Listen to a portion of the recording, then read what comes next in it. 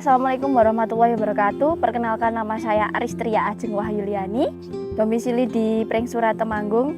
Kemudian saya adalah mahasiswa di sebuah universitas. Dulunya waktu SMK saya seorang perawat, tapi karena mungkin tidak cocok akhirnya mengambil jurusan yang lain. Dulu awalnya karena banyak banget cabai yang ibu itu tenaga kerjanya sampai tidak cukup, sampai maghrib pun tidak cukup. Akhirnya anak-anaknya disuruh terjun buat membantu. Akhirnya kok asik, ternyata tuh jadi petani tuh nggak seriwah yang kita bayangkan.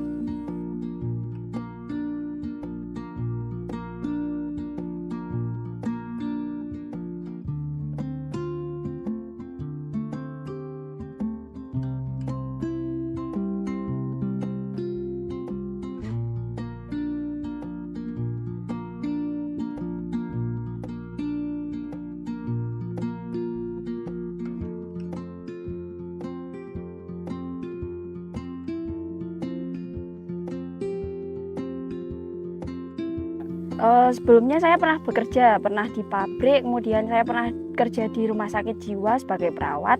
Kemudian karena saya tidak suka dengan begitu banyak aturan dan begitu banyak aturan dari atasan, saya memutuskan untuk berwira swasta dan bertani sampai saat ini. Ya pastinya ada.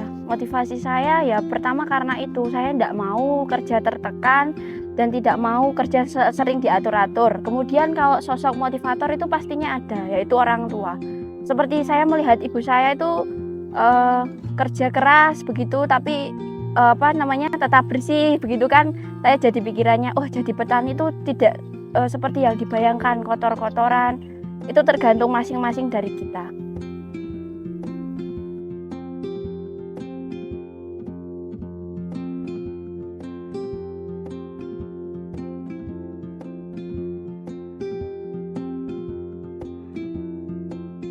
Jadi awal mula saya bertani itu baru di tahun ini, karena benar-benar pemula ya teman-teman. Jadi itu karena ya tadi yang saya bilang, tenaga kerjanya kurang, akhirnya kami disuruh terjun untuk membantu orang tua untuk petik cabai. Seperti itu. Ya, jadi yang pertama lahan itu harus kita cangkuli dulu, tanahnya dibuat gembur. Kemudian kita hilangkan seperti gulma, hama, batu-batu, kerikil, dan yang lainnya agar tidak mengganggu mikroorganisme tanaman seperti itu. Jadi pH tanah itu sangat berpengaruh untuk tanaman kita nanti ya teman-teman. Jadi seperti ada tanah yang asam, nanti kita berikan seperti pupuk pertanian, kapur pertanian. Kemudian jika tanahnya basah itu kita berikan sulfur. Kita menghitung itu di angka 7 sebagai angka netral. Kemudian di bawahnya tanah itu asam. Kemudian di atas 7 itu tanah menjadi basah teman-teman. Jadi kita harus menetralkan terlebih dahulu ya. Nah, seperti tadi kalau asam itu kita tambahkan kapur pertanian, kalau basah kita tambahkan sulfur begitu.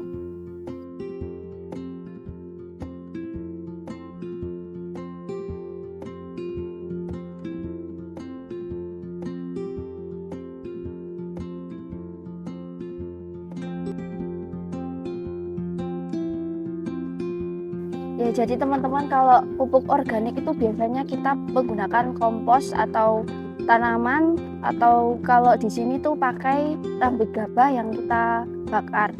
Itu membuat tanaman subur dan tapi pertumbuhannya agak lama. Kemudian kalau yang anorganik itu kan menggunakan zat-zat kimia.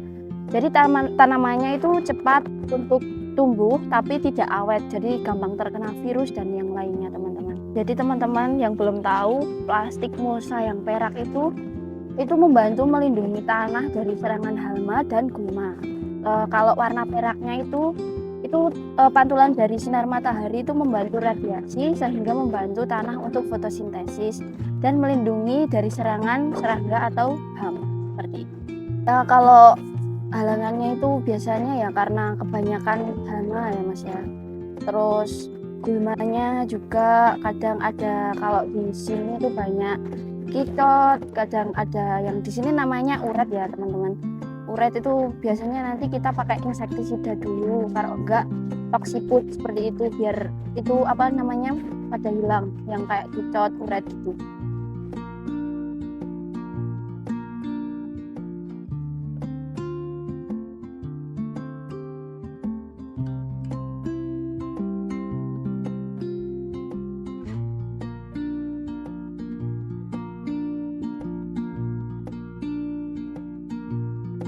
Jarak yang optimal untuk pertumbuhan cabai itu jaraknya jangan terlalu dekat dan jangan juga terlalu panjang ya teman-teman. Biasanya itu jaraknya itu sekitar 80 cm kalau di sini.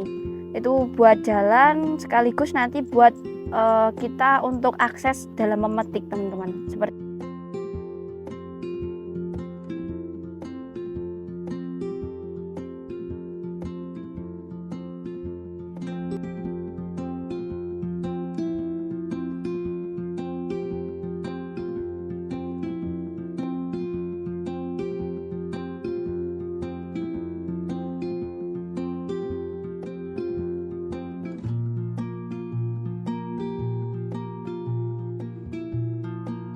kalau di sini sih cuma 2 kali ya teman-teman, soalnya kalau cuaca ekstrim takutnya gagal panen. Kita biasanya tanam itu waktu kemarau teman-teman, jadi panennya pas di musim hujan.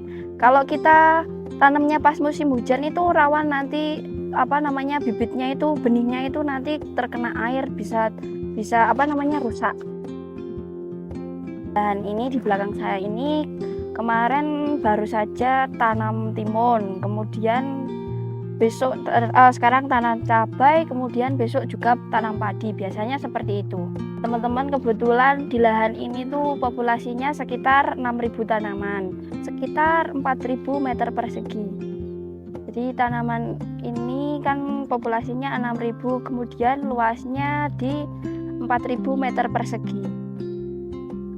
Wah, kalau malu sih tentunya tidak ya teman-teman, karena kalian belum mencoba yang di luar sana. Ternyata bertani itu sangat asik, sangat keren, karena bisa juga untuk refreshing. Karena kalau kita jenuh ke sawah itu pasti langsung kayak otaknya kedaur ulang. Jadi jangan malu untuk bertani.